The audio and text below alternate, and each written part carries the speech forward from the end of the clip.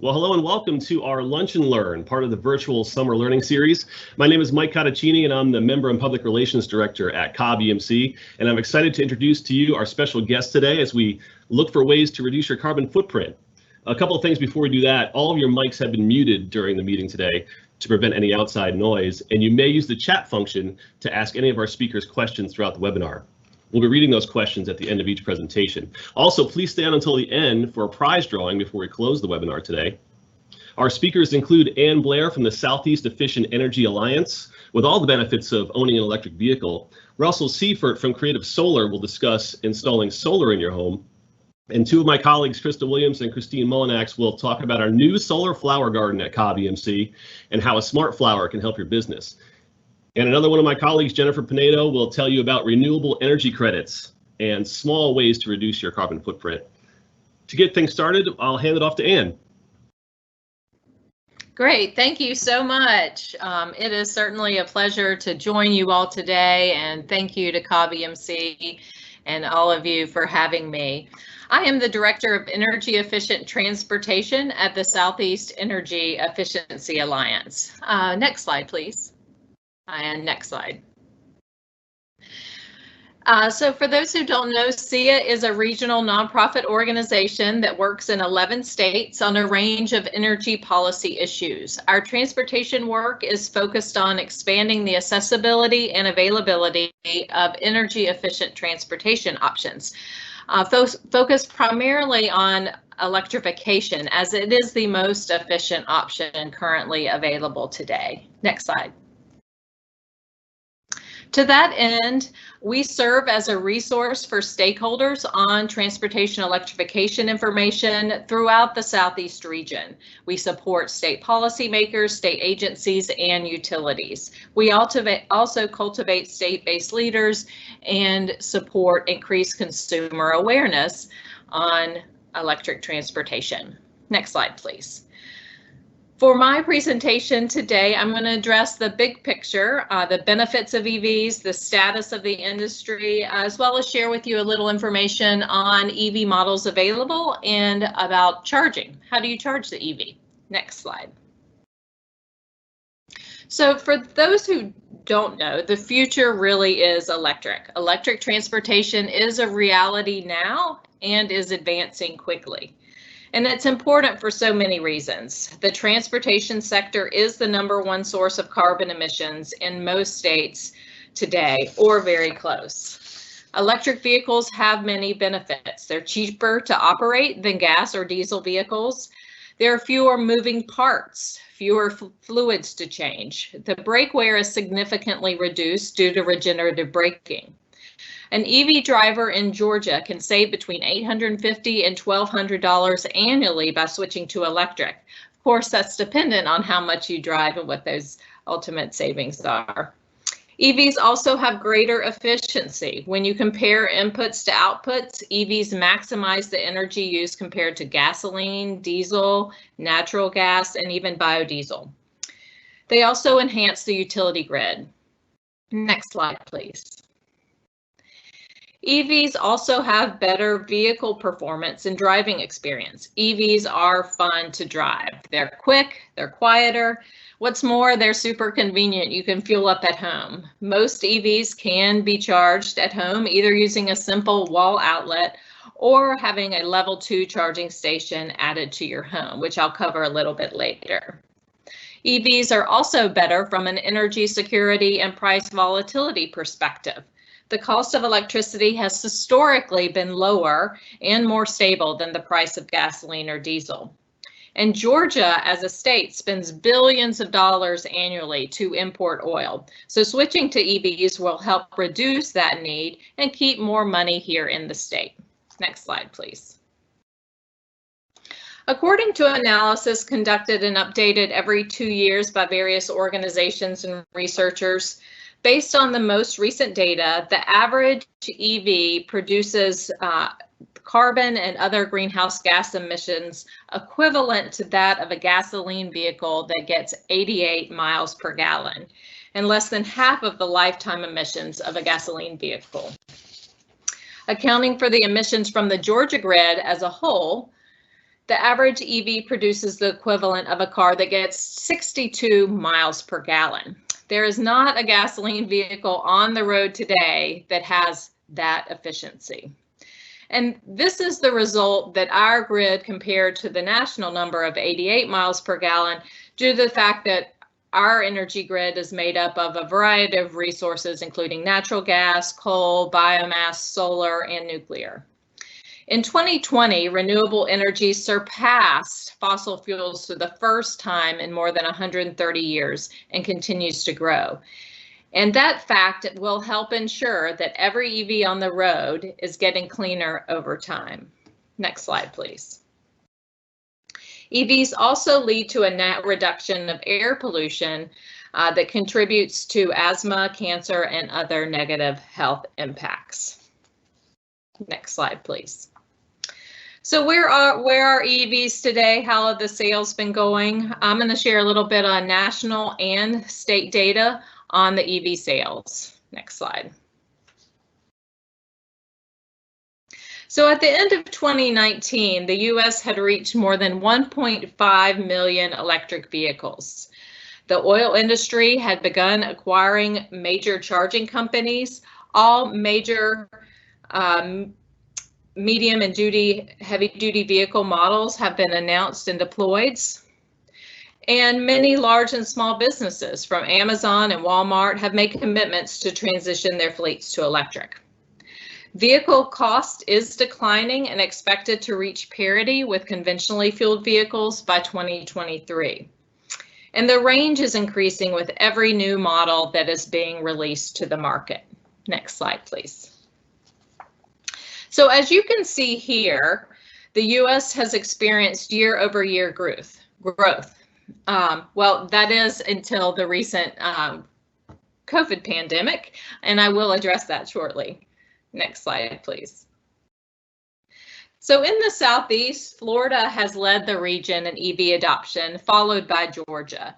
In Georgia, we've had some ups and downs. We experienced tremendous growth between 2011 and 2015 with the introduction of the Nissan Leaf, which was a very affordable vehicle, plus Georgia's $5,000 tax credit. When that was repealed in 2015, the state experienced more than a 90% drop in sales. Fortunately, that has recovered to some degree, not all the way, but as more models and price points of electric vehicles have become available.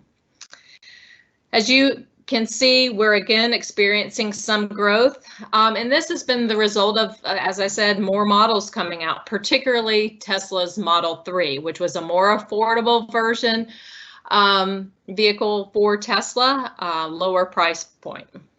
Next slide, please. Here in Georgia, most of the growth has been in the metro Atlanta areas, with increasing growth in some of the smaller cities, Athens, Savannah, and others, as you can see here. But most of it's concentrated in the metro Atlanta area. So we have huge growth potential throughout the state. Next slide, please.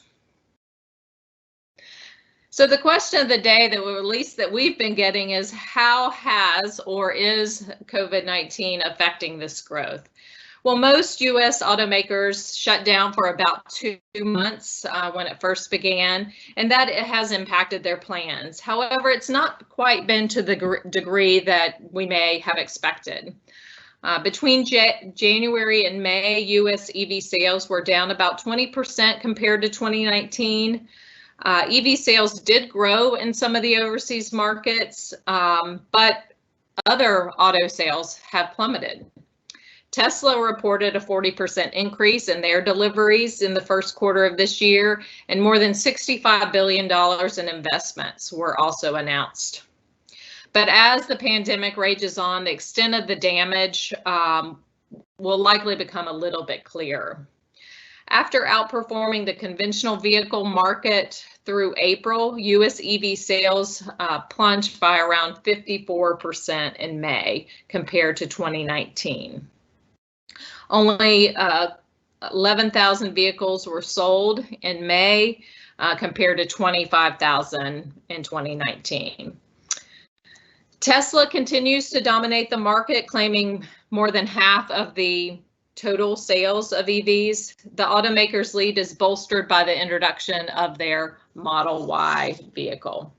They've certainly been the least affected by the pandemic, but the results have been mixed for other leading manufacturers in the US market. The Chevy Bolt sales through May were up about 7% compared to the first 5 months of the year. Nissan Leaf sales, however, have fallen by more than 46%. Next slide, please. While we have seen dips in car sales and modified plans of when new models would be released, automakers are affirming that their work is continuing. Also, many programs, particularly for charging infrastructure development, that were in the works prior to the start of the pandemic, that work has continued. So that's great news. Next slide, please. So what are the options for vehicles here in Georgia? The range has gone from about 6 options available to folks here in 2011, and nationwide there's now more than 50 different models available.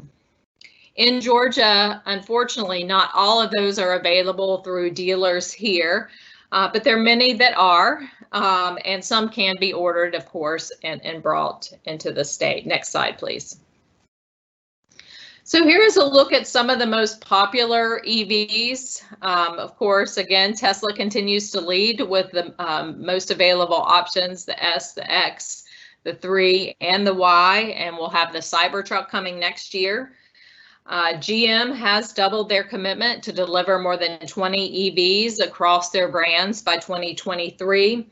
And they have provided a lot more detailed information on about 12 of those models in their most recent sustainability report that came out in July. And there's many more SUVs that are coming to market, which really, I think, will appeal to so many more drivers. For example, Ford and Audi and others are coming out with those options.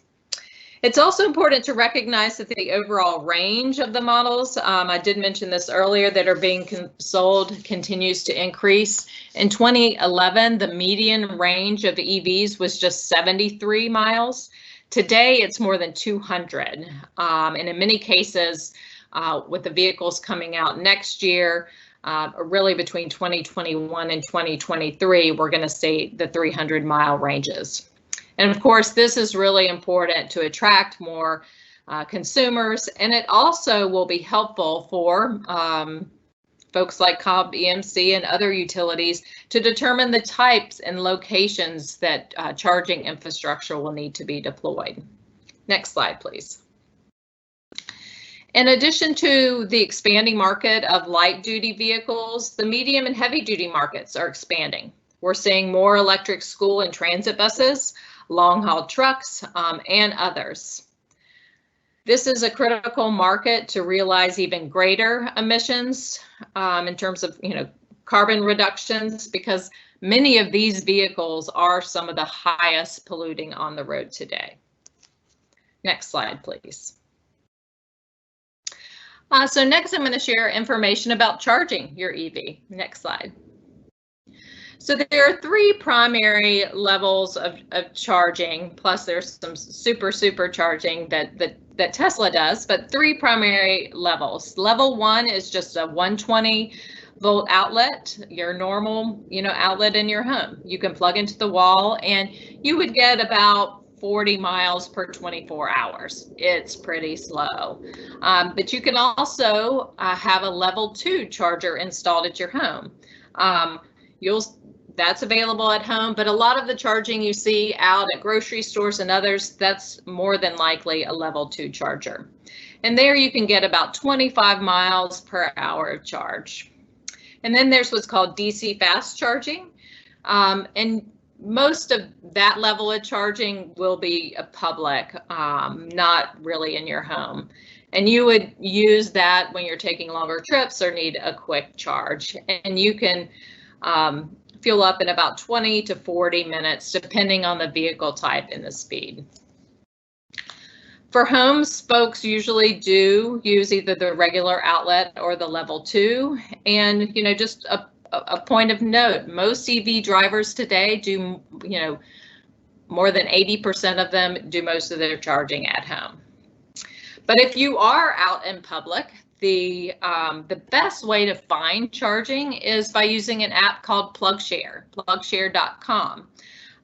There are a few other applications out there, and charging companies will have their own, but PlugShare seems to be the most user-friendly and has most of the different charging options available. And you can filter that based on your needs. You can do trip planning and other things. Next slide, please. So here is just a graphic that we did to show for the most popular EVs that are on the road today, how far you can really go. And as you can see here, you can get pretty far into most of our states with those vehicles. Next slide, please. And in this one, we've overlaid, and it's a little hard because the icons are so big, but there is a good deal of level 2 as well as DC fast charging available across the region. Certainly more is needed as more people will adopt EVs. But as you can see, there are quite a few options available. Next slide. So last but not least, I want to highlight what cooperatives like Cobb EMC and others are doing to support drivers and expand transportation electrification. Next slide. So cooperatives, Georgia Power, private companies, all are installing public and private charging infrastructure throughout the state, which is great to have that diversity of different people installing that infrastructure. Cobb has been a leader in installing charging infrastructure directly to support its members. Also, in some jurisdictions, we haven't seen too much of this in Georgia yet, but utilities are partnering with schools to transition school bus fleets to electric. In other areas, utilities are trying to figure out what to do and partnering with their members to simply collect data. So tracking the driving or tracking their charging at home, so they get a better sense of what the demand will be on the utility grid. Education and outreach programs are probably the most common initiatives. This includes ride and drives, distributing education materials, or conducting webinars like the one today. Another popular program is the creation of special EV rates or rebates for charging that are being offered to customers or members. As you may know, Cobb offers a great rate for EV drivers if you charge at night. You should really be proud of the leadership of Cobb EMC in supporting EV drivers with this rate and the education and outreach programs to help you maximize your experience. That does wrap up my presentation for today. Next slide, please. I thank you all, and if you'd like to know more about trends or information on EVs, feel free to reach out. We're happy to help. But thank you so much for your time today. All right, thank you, Ann. We did have one question come in for you. Do you feel that there's been an emphasis on combining EV and solar? That is, why plug in your EV as opposed to connecting it to a solar panel? Yeah, so there is a lot of new stuff happening. There are a lot of folks who do charge their EV on their own solar, and there are numerous companies that actually are working on increasing their sales of a charger with a solar panel on it. So that is a growing trend, and there's actually a new company that's reaching out to many folks in Georgia right now. I think they're called Solar Arc, where they actually have a mobile solar and charging, station to that could be deployed to and have more flexibility there. So we're looking at that and how that might work to enhance and ensure that because the best EV is the EV that's powered on renewable energy, because you're not it's the lowest emissions. So that's the growing trend. I think we're going to see more and more of that. And you mentioned the rebates. There's one question about if you knew that about any tax benefits that are coming up in the coming years for all these new models that are coming to the market. Well, we would certainly love to see that, because it really, all that historical information as well as looking at other states, helping to lower that cost of EVs is really important to get more consumers in EVs. And so we have been working with Oglethorpe Power, Cobb, and many others to identify what those solutions could be that could be supported by the state. I don't think we're ever going to see another $5,000 tax credit in the state, and of course with all the budget stuff happening due to COVID. But I think there's more opportunities we can look to pursue in the future, but nothing really on the tracks right now. But would love your support and help in those efforts in the future if you're interested. So feel free to reach out to me, whoever asked that question. All right, thank you, Ann. We appreciate it. And we're going to turn it over to Russell from Creative Solar at this time. Good afternoon, everybody, and welcome, and thank you again, Cobb EMC, for the invite. My name is Russell Seifert, and I'm with Creative Solar USA. Next frame, please. And today we're going to talk about ways to reduce your carbon footprint. Go ahead. So first, let's touch a couple of basics. One of them being solar energy and storage and solar panels. There's a lot of questions about solar panels, the lifespan, how heavy are they on my roof, etc. So first of all, solar panels have an extremely high life expectancy of 35 to 40 years. So typically your solar panels will actually outlast the lifespan of most people's roofs. So that's a big plus, because in addition to doing so, while the solar panels are on your roof, they extend the lifespan of the shingles of your roof that's underneath it. So there's a couple of big pluses there. Majority of your factory warranties by the manufacturers, not your solar installers, but by the manufacturers, is 25 years. And they require little to no maintenance. I will tell you, because of this spring, something was in the air. There was a lot of stuff that had collected on some folks' solar panels after a period of, say, 4 or 5 years. And it created a little bit of an extra effort on our side, but we have done some panel cleaning. A lot of people, all you have to do really is just use a hose, but really very little to no maintenance, because you have no moving parts. That's a big key component, is that there's virtually no moving parts of the system. Costs of a solar installation in general, since we started our company 13 years ago, have dropped over 60%. In the last 13 years. That's a significant amount. The majority of your cost reduction has been due to the cost of the panels themselves, because the solar panels themselves are the brunt of the cost of an install, which is anywhere from 30 to 40% of the total cost of an installation. The other key benefits to going solar, obviously, is reduction of your carbon footprint.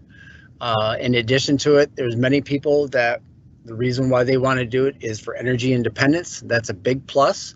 Some people also want to know, well, if I have, say, 18 solar panels put on now and our family grows, and we want to put another 4 or 5 or 7 or 8, a system is always scalable. In addition, this gives you a big key component of resiliency and sustainability for a long term with little or no cost out of pocket. Next scale. In addition, energy storage. This has now become a very hot topic over the last year and a half. We have actually seen a dramatic increase in interest, approximately anywhere from 60 to 75% of new clients add storage, some type of storage, onto their system in addition to it. It's the decrease of carbon footprint, which maximizes the use of your clean energy. In other words, any of that excess energy that you typically would send back to the utility company, you have the opportunity to store, and that allows you to use it in the off times when the sun isn't out or to help offset your peak load demands. And the pluses of that is that you're buying your energy for free and selling it back to yourself. In addition, a lot of your energy storage systems, such as the ones you see here, Tesla and Sonnen being the most popular, allow you to run these systems down almost basically to nothing 2 times a day for periods of anywhere from 12 to 15 years while it's under warranty.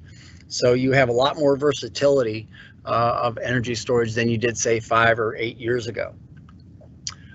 In addition, you can have the critical loads. So if the grid does go down, instead of backing up the whole house, you can have just 1 or 2 batteries of the systems to help your loads, such as you want to be able to have your refrigerator run a microwave, just a couple ceiling fans, some lights on, and keep your IT or your internet going.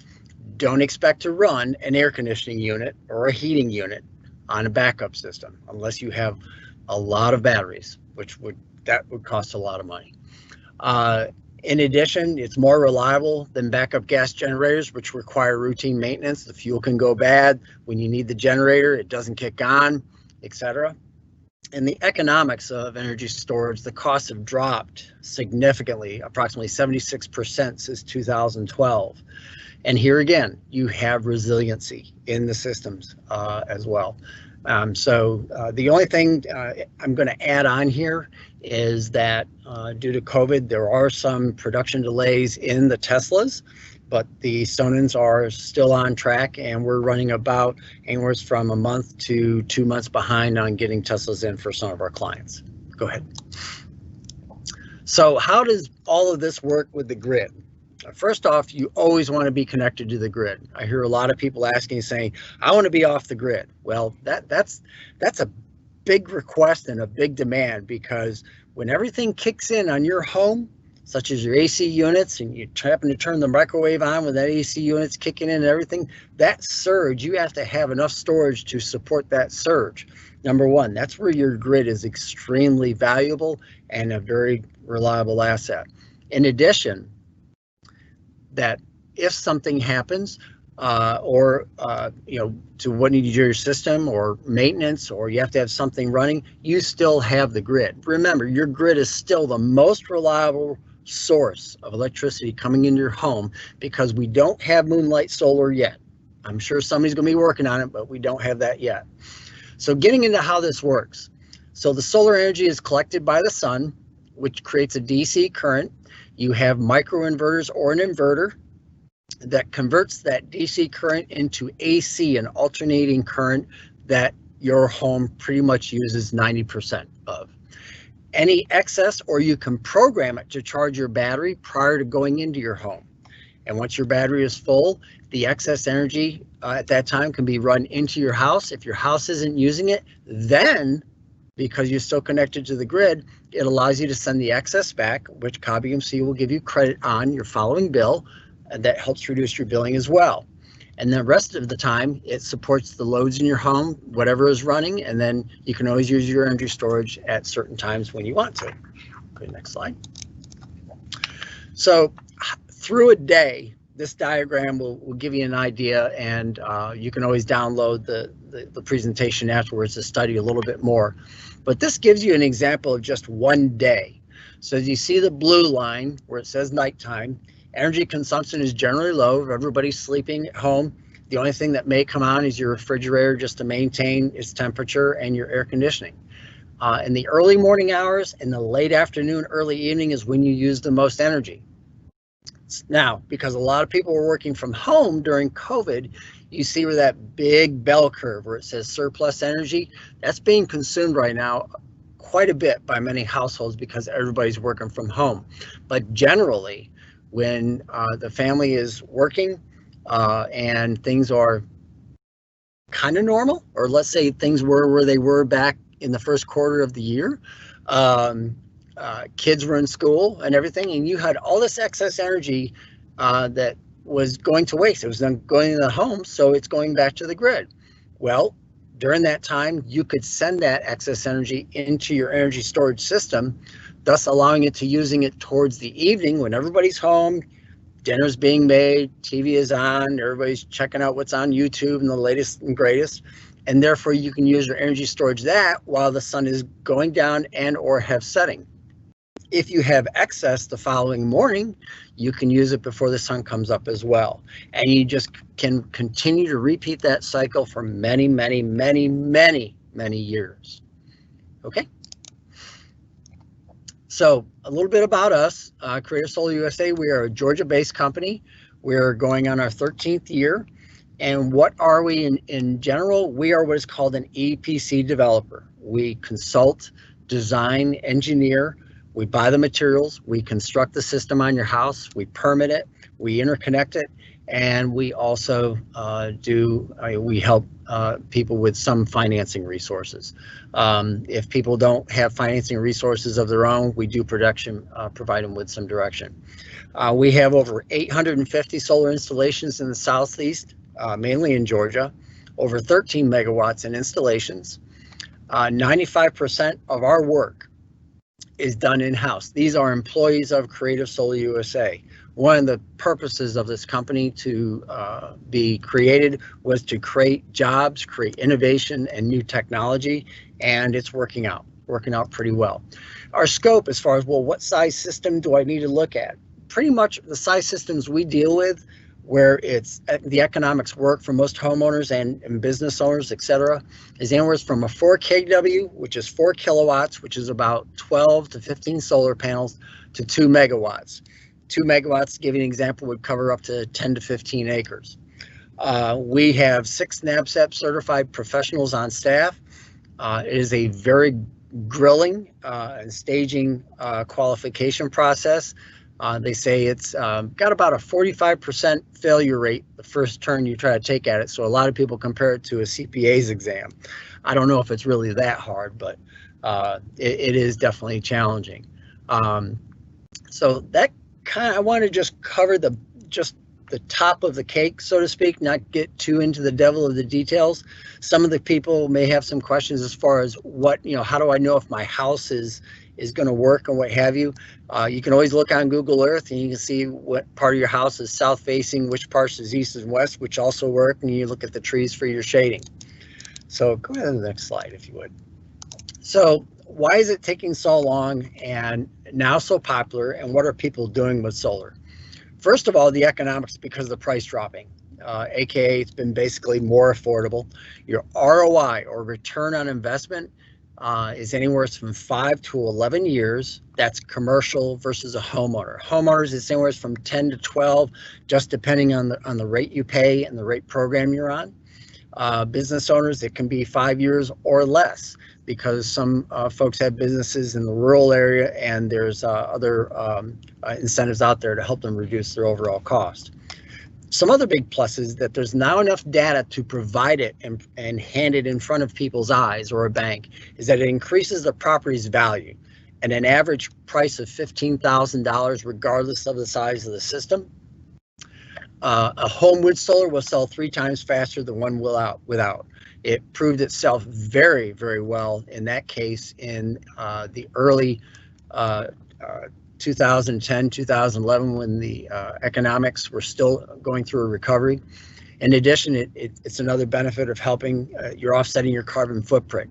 The technology is constantly changing and constantly improving, and improving better and better and better. I put the one next phrase in there. A lot of people buy it because they think it's really cool. And there's a very good sense of security, the independence, and a lot of people want it for the stewardship. They want to show it to their children, or their children actually educated them, the parents, about it. But also some folks will go with solar because they feel that they have a little bit of a conscious effort, and they feel that they want to contribute somehow to offsetting their carbon footprint with the vehicles they drive, and just being people on human beings on the earth. One other thing to point out is that a lot of people with electric vehicles, this is the next step that they go with, because a lot of folks with EVs, some of the contradictory things is like, okay, so you bought an EV to be a carbon offset, but you're plugging in, getting your energy from coal energy. Well, and then people kind of roll their eyes like, yeah, that's true. I should probably do something. Don't ever expect to charge an EV off of a solar array, but over the period of time, the solar array on the home does definitely offset all the charging demands that an EV would require. And so that pretty much covers it. There are some images here of some installs we've done here locally. Then also you can always go to our website. We have a plethora of images of all various types of installs on them. And if there's any questions that I could answer for anybody. Yeah, thank you, Russell. Great info. We have some great questions coming in for you. One of them is, do you offer tools to help determine the viability of adding solar panels to your house, and how much would they cost and the projected savings that should result? Actually, that's something we do for free. There should be no charge. There is no charge for it. We have really advanced software that allows us to do a profile from the home, from our office, and from our people that are working out of home. So we do virtual assessments, and they will talk to the homeowner. We look at the roof, and they will actually be able to lay panels in certain areas of the roof and show them how much they can offset. By providing 12 months electric utility bills, it allows us to get a really good idea of what their consumption is based on, in addition to the roof space that they have, and we can give them an idea of how much of an offset we can provide.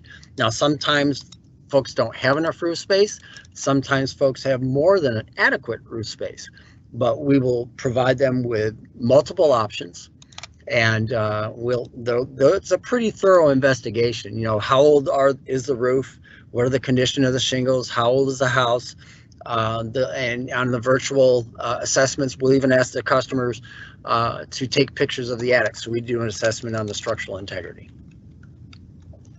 Okay, and one other question, our HOA will not allow any solar panels. Can you do anything to help us with that? Yes, we've had very good success with many HOAs. Actually, there's actually a couple of bills in the Capitol because a lot of states have reversed where HOAs are not allowing it. It overrules it because it's considered a discriminatory assessment. But yes, we do provide nice overlays and images to present to HOAs. And traditionally, the best way to get initially in the door and get it approved is if you have the house positioned where the back of the house is facing south, southwest, southeast, so you can maximize your benefit and it's not facing the street. And all it takes is one person to kind of push that a little bit, and we can provide them with information, and we will go with you if you'd like us to, and help you along. But we've had about an 80% success rate with HOAs locally in the state of Georgia. All right, and a question about the battery storage. Do you need to set the battery storage to release energy, or is it self-reliant? Can you determine set amounts of energy to store or release? Yes, you can pre-program it. The Tesla is extremely easy. You can control it and do it right off your phone when you want to use it. But what's also neat with the Tesla is it can receive storm warnings. And so what it will do is it will stop the solar from going into the house if the battery is low at all, and it will charge the battery up based on the estimated time that the storms will be going through in case there is a potential outage. But other than that, it's very easy to set. You don't really have to mess with it. You can have it charge and discharge at certain times every morning and every evening of the day and just leave it be and not worry about it. And then you can just look at it on your phone just to see how things are doing daily, weekly, twice a day, however many times you want to. And another question, does hail affect the panels? Excellent question. I get asked that a lot. Before we started getting into solar down here in the Georgia area, hail is something that most other parts of the country don't have to deal with. And actually, we have noticed that, well, two facts. Number one, solar panels are tempered glass, and they are tested with a 5 to 6 ounce ball bearing at at speeds of anywhere up to 90 miles an hour, and they're shot at a 90-degree trajectory, so they're dead on, and they are tempered glass. So what we have been seeing is that we are seeing roofs that need replacing from hail damage, but the solar panels are 100% intact. So that's a good sign that all the facts and the data is up to date and accurate. The other plus about it is that usually when you have solar panels on your roof and you have hail, it's a deflection more than anything. It's never anything that's going to be dead on. So as far as surviving, we have yet to see a panel damaged with hail out of all our installations, but we have seen panels damaged from rocks and some abuse from stuff being thrown up on the roof. So we've been very lucky about that. We got a lot of questions rolling in, so we'll forward these to Russell as well if we don't get to them. But one last one, are there any state tax rebates available for solar panel installation? No, there was back in early 2008 through 2012. They got used up pretty fast, but I will tell you, I don't really see it being necessary. Your federal tax credit right now, which is 26% of the total cost of the system, provides a very healthy ROI. In addition, if you look at the ROI that you get, if you ever get to the point of when you want to sell your home, it's paid for itself the minute you've put it on the roof. But it's all relative as far as how you look at numbers and what you determine to being the value of how solar is going to help you. But right now, there's nothing on the plate or nothing on the table. There is talk up in Washington about increasing or extending it for the economics because of how strong it is really done for the market and creating new jobs and the innovation of it. But we'll have to see about that. And again, also, thank you very much, COB-EMC, for inviting us, for allowing us to make this presentation. We really appreciate it. Russell, thank you so much for your time. My pleasure. And as a reminder, we'll let you know how to win some prizes after our speakers wrap up today. So stay with us until the end of the webinar. And with that, I'll hand it over to Krista and Christine from COB-EMC. Thank you, Mike. Good afternoon, everybody. So this is Krista. I am with COB-EMC, and today I'm going to be sharing with you all some of the latest innovations that are happening right here on our campus. And I'm going to be tag teaming this presentation with my friend and colleague, Christine Molinax, who's going to talk to you a little bit more about the smart flowers that you're seeing on your screen in particular. But first, I'm going to start, like I said, with our renewable energy project on campus and the value that it's bringing to you all on the webinar today, our members. So on the screen now, you're seeing a photo from a groundbreaking event we had for this project back in February. And this is a project that is something we at COB-EMC are very proud of. It's something that we have partnered with our wholly owned subsidiary, Gas South, on, since we are both so committed to innovation. And you may be asking, why is this something that COB-EMC is doing? Well, we realize that in order to stay competitive tomorrow, it's important for us to pursue these sustainable solutions today. So for years, we've been telling our members the best way to reduce your carbon footprint, save energy, is really to, be on the lookout in your home. How can you reduce use? Can you select more efficient options for your home or business? But now efficiency is pretty much the standard. I think a lot of people realize that. So really the next frontier for saving money on power costs and for reducing your carbon footprint is going to be through things like renewable generation from solar and with battery storage that you've already heard a good bit about today. So, like I said, back in February, this is why we broke ground on this project. It's a joint effort between Gas South and COB-EMC, and it's allowing us to test the performance and resiliency of solar panels and battery storage, which are two technologies that are going to become increasingly popular with our members in years to come. This is a project that will help us save on power costs during the peak hours of the day, and it's also going to help reduce our carbon footprint, which will then help our members. It's also great from an employee education standpoint. So what we learned from this project today will help us be better advisors to our residential and commercial members in the future as they start to adopt these technologies themselves. So what all is included with the project? You can see it on the screen, but we have 1.85 megawatts of rooftop solar. We have 4 solar smart flowers, and we also have 1 megawatt of battery storage. That might not mean too much to you in that terms, but if I put it this way, it's enough energy to power 200 homes for an entire year. We're also very proud of this because it allowed CobEMC to be the first electric cooperative in the nation to install battery and rooftop for purposes of powering operations. So what this means is during certain times of the day, 100% of our operations can be coming from renewable sources. And this offset allows us to reduce our peak demand, which in turn helps keep your rates low. This project is something that will continue to benefit you for years to come. So let's go ahead and take a closer look. So on the screen now, you're seeing some photos of our rooftop arrays. They are on 3 different buildings throughout our campus. That's how it kind of got split up. We have some on our supply warehouse, some on our fleet building, as well as on our main corporate office. And with the arrow, you can see this little building, and it might not look like much from a bird's eye view, but that's actually our 1 megawatt battery as it is being installed in the photo here.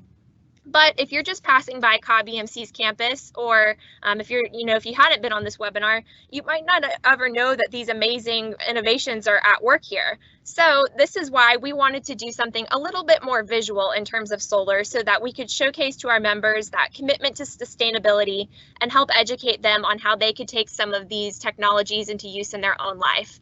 Enter the solar flower garden. So you may be asking, what is the garden? It's a 6,000-foot green space that showcases smart flowers, which are solar creating devices themselves, and they produce clean solar energy by tracking the sun throughout the day.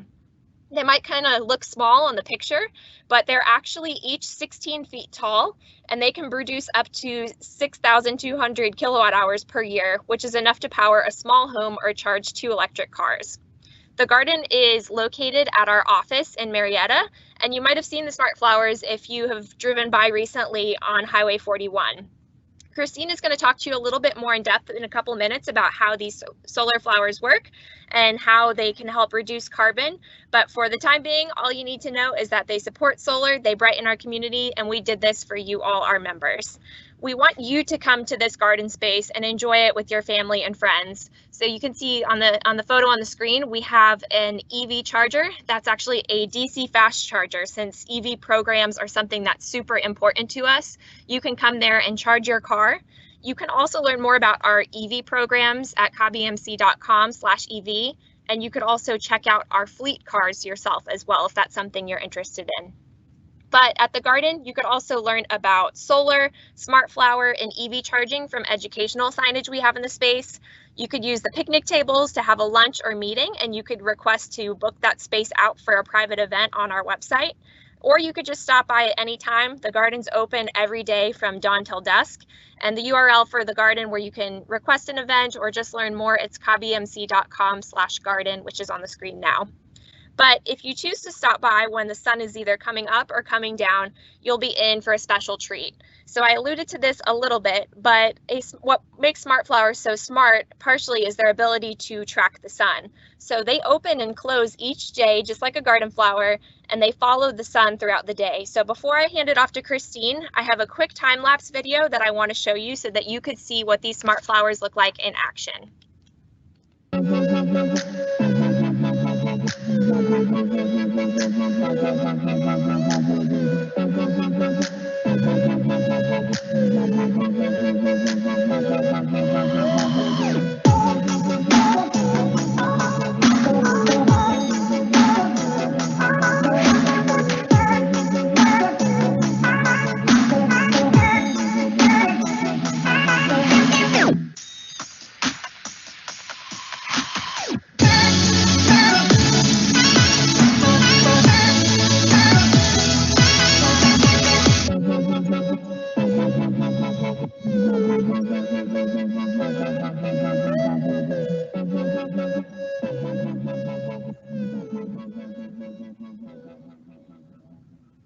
So as you can see from the video, these smart flowers are definitely pretty awesome. But let me tell you, they're even more amazing in person. So again, the link is up here on the screen if you'd like to learn more about our garden. And again, it is located at our main office, which is located at 1000 EMC Parkway in Marietta.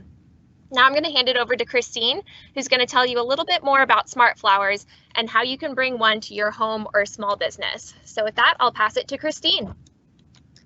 Thank you, Krista, and thank you everyone for attending the webinar today. I really appreciate it, and the video is amazing. It showcases exactly what smart flowers do, and it really just, gosh, the imagination, it just blows my mind. My name is Christine Mullinax, and I'm going to share lots of great information with you about these solar smart flowers. So the solar smart flowers, what is a smart flower? First and foremost, a smart flower is a stylish and innovative way to showcase your commitment to sustainable energy. And why is it so smart? Like Krista said, this solar smart flower tracks the sun. So it will follow the sun by maintaining a 90-degree angle, which produces about 40% more than similar solar setups. They are self-cleaning. As you saw in the video, they open and close. They have small brushes that will clean away the debris. Here in Georgia, we do have pollen. Clean away the debris, clean away snow. It's not a problem for the smart flowers. And also, it boosts efficiency by about 5%. The smart flowers are also self-cooling, which boosts their efficiency as well by about 10% more. So smart flowers are also safety smart. And they will move into a safety position, they'll go flat, if the winds start to pick up around 29 to 33 miles per hour. Well, if the winds get going, they'll actually fold back down like they would at night to protect them from bad weather. So why would you be interested in a smart flower? Well, first and foremost, one of the greatest applications for a solar smart flower are for educational purposes. They spark the imagination in kids and adults alike, and it gets them thinking about the future of sustainability, new possibilities in technology. For businesses, they are an excellent marketing tool, and the cost can be absorbed into your already marketing budget. So they do many things for businesses, especially. They help really as a brand recognition tool. So, you think about, okay, how do you get to so-and-so in Marietta? Well, you go to the Big Chicken and you take a left if you're going one direction or the other. Well, now you put a solar smart flower out in front of your business and people will say, how do I get to you? And you say, well, you go up 41, you go down 92, or you go wherever, and you look for the solar smart flower, and there you are. So great brand recognition tool, great marketing, like Russell was saying with Creative Solar. A lot of businesses will put solar on their roofs, like CobbyMC has it on several of our roofs, but you can't really see the solar on the roof. So if you put in a solar smart flower at the front of your business, it's going to grab everyone's attention. They're going to come in and say, hey, what is that? And you can explain this is a solar smart flower and then go into your other sustainability projects as well. Each petal on the solar panel, each petal on the smart flower, that's a mouthful, isn't it? It actually is a solar panel in and of itself. So they do produce energy like a solar panel, which is attractive to homeowners, business owners, educators. And since opening our smart flower garden, we've found that they're highly sought after for not only homeowners, businesses, and educators, but also for environmentalists and technology innovators. So there's many different uses for the smart flower. Again, the top three that we have found is business, education, and home. And like Russell said, there is the renewable energy tax credit for 2020. This does qualify under solar. So if you're interested in a smart flower or any solar, you would go to the website and get your pens ready. It's www.desireusa.org. That's D as in dog, SIREUSA.org. So that will tell you exactly what's available and get you moving on that process forward, because for 2020, the 26% will not follow for 2021 and so on and so forth. Next slide, please. So we wanted to show you a couple of these solar flowers that have been installed all over the world. So the pickle company decided to wrap their base in green to promote their pickles. You can wrap these in a car wrap, like we did at our solar garden at CobbyMC. So for marketing purposes, you can put your logo on it, you can design it any way you want, and just any car wrap installer can wrap that for you. So the one on the right is Taiwan. And I love that one because for commercial purposes, if it's going to be in an area that is accessible to the public, you want to create a barrier. And at COB-EMC, we have a small fence, but I think that in Taiwan, it was an excellent way to showcase by using landscaping as a natural barrier. And then the one on the bottom left, that's Florida State. And that we put that in there to show you that they can be placed on buildings, on the ground. You own them, you can place them wherever you have a bright sunny spot with plenty of room, because they are 17 feet tall by 17 feet wide. So you need a large open space for these smart flowers. Next slide, please. Well, at COB-EMC, we have several smart flowers, as you know, in the garden. They are affixed in the garden, but we also have one that we have mounted to a trailer. So that helps with mobility for us, where we will be taking these after the COVID restrictions loosen up. We'll be taking these out into the community, and that will serve two purposes. One, to showcase COB-EMC's commitment to sustainable energy, and also for educational purposes. We bought these smart flowers for our members, for the community. We bought them, we want them to be showcased all different parts of the counties in which we serve. So what you want to do with your smart flower is customize it, is make it a destination, and again, you want to set up some type of a barrier because it does invite the imagination and people do want to come up and touch it. So whether you want to use natural landscaping or just a small gate, whatever works best with your aesthetic. Next slide, please. So again, my name is Christine. This is all my contact information. If you would like to schedule a demo, if you have any questions, if you would like me to send you some material, if you would like just any more information about this amazing technology, please reach out to me today, and I will be more than happy to show off this new technology and get your imagination growing. Thank you again, Krista. And right now, Krista and I will entertain any questions you may have. Yeah, thank you, Krista and Christine. We didn't have any questions come in, but we did have a statement from one of our members that said, "Wow, this is so cool. I'm going to be bringing the grandkids to see the solar garden very soon." So very cool. We love to hear that. Thank you. We'll also have some info on the COB-EMC annual meeting after our next presentation.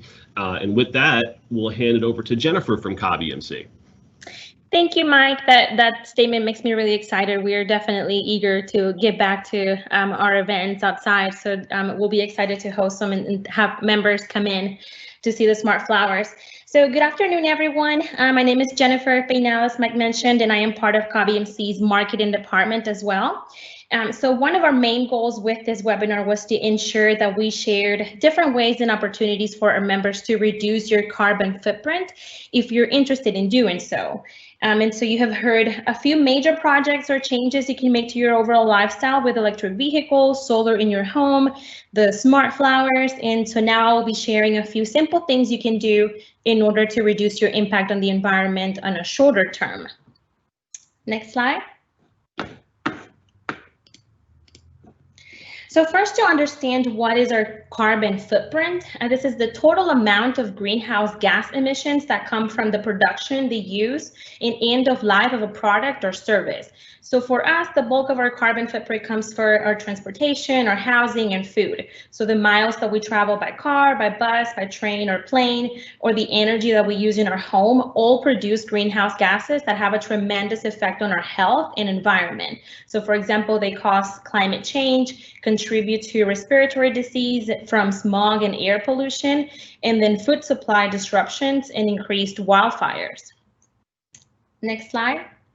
So to further understand our impact, the EPA has a simple calculator that shows us an estimate of our specific carbon footprint, and I have included the link on this slide here. I went in and inputted some of my own information for my family on the calculator, and you can see that on a monthly basis, my family may use almost 43,000 pounds of carbon dioxide, or CO2, which is one of the most common greenhouse gases. This includes our electricity, natural gas, and transportation. And so for reference, the average person in the US uses roughly 30,000 pounds of carbon dioxide. So our family definitely has some work to do here. Next slide.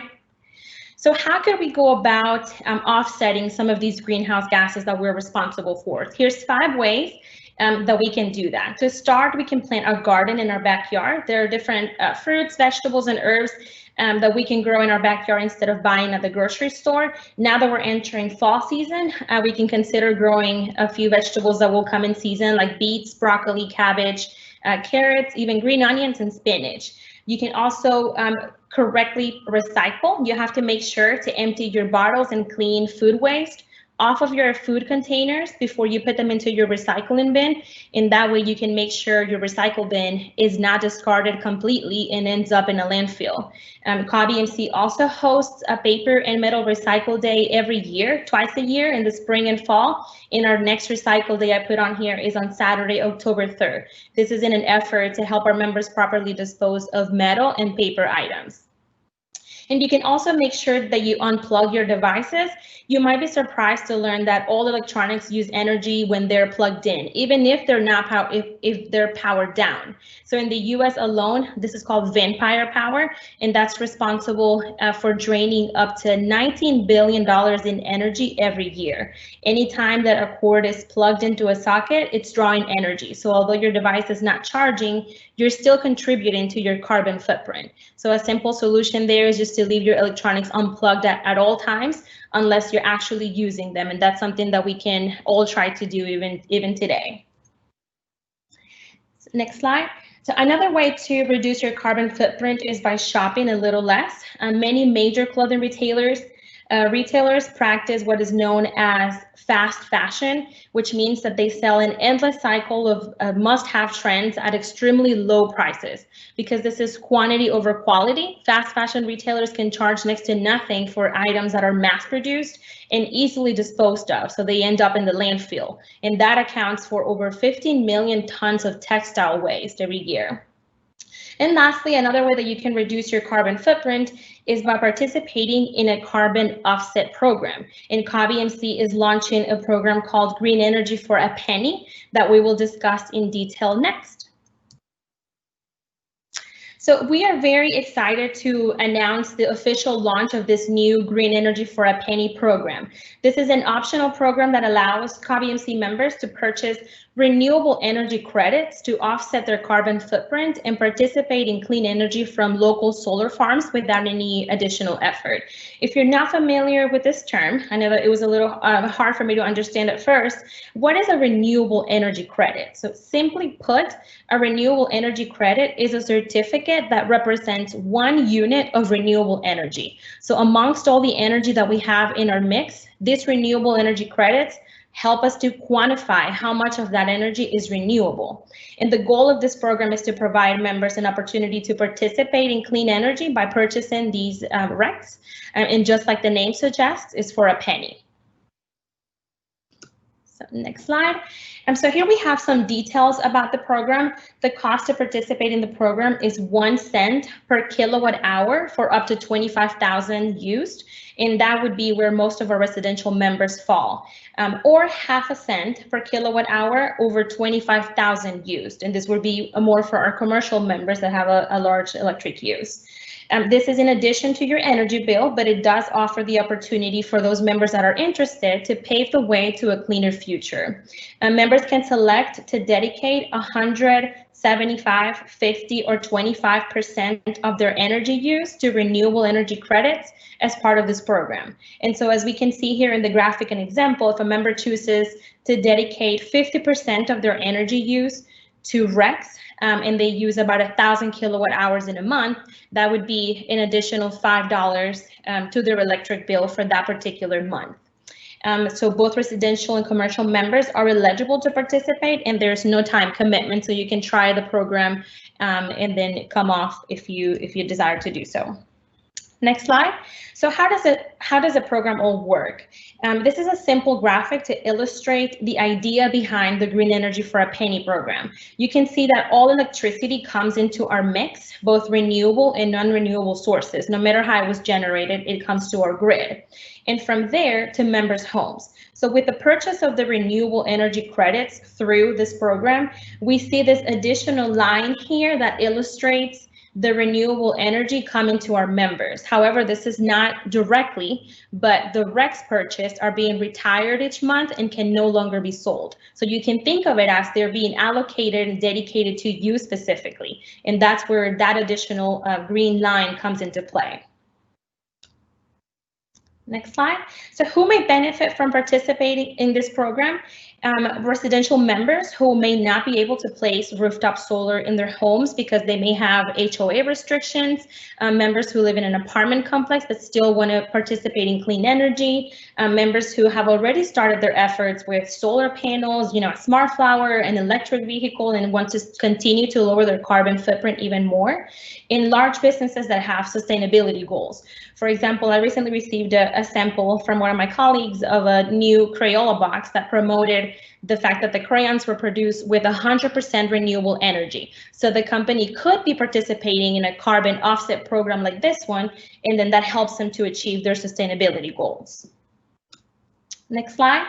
So we will soon be launching this environmental impact and cost estimate calculator on our website to help you see an estimate of your expected monthly cost if you participate in the Green Energy for a Penny program. You will be able to select your average monthly electric use and then what percentage of electric use you want to attribute to renewable energy credits. And then you'll get an estimate of the costs that could appear on your monthly bill, as well as the environmental impact in terms of trash bags recycled instead of landfill, trees grown for 10 years, and avoided pounds of coal burn. So this will be a useful tool if you're considering what the impact will be by participating in the program and if you're interested in participating. And so lastly, I will go over a few frequently asked questions in regards to the program. So where is the money for the program going? The additional funds collected from the purchase of RECs will be going to support the development of new renewable energy projects. So it's supporting the development of additional renewable energy. And am I getting solar energy directly to my home? We covered that a little bit, but the answer is no. However, the renewable energy credits from the percentage you selected are being retired on your behalf and cannot be resold. So as we saw on the graph, those renewable energy units are now dedicated to you.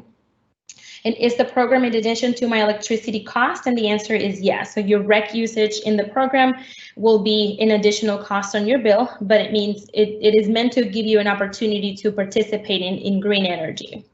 And will that appear on my bill? Yes. So each when you're participating in the Green Energy for a Penny program, each bill will show you how many RECs were retired on your behalf that month and the cost.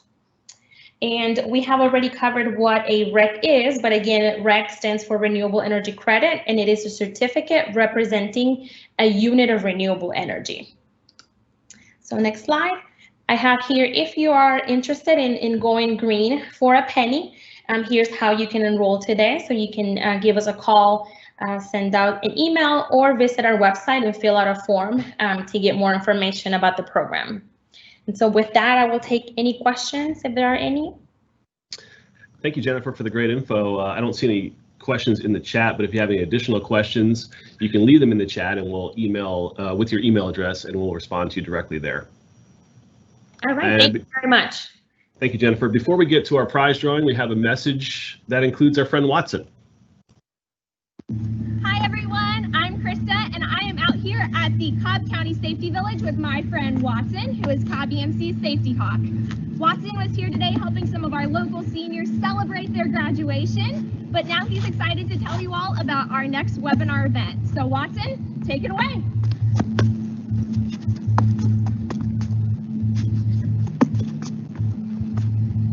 All right, so what Watson was trying to tell you is that our next webinar is going to be about electric and gas safety. So we hope you'll join us for the final event of the Summer Learning Series on September 3rd. We'll see you then. Thank you, Krista and Watson. And a few quick reminders before we go. The Cobb EMC annual meeting for members will be virtual this year as we remain socially distant, and the meeting will be on September 19th.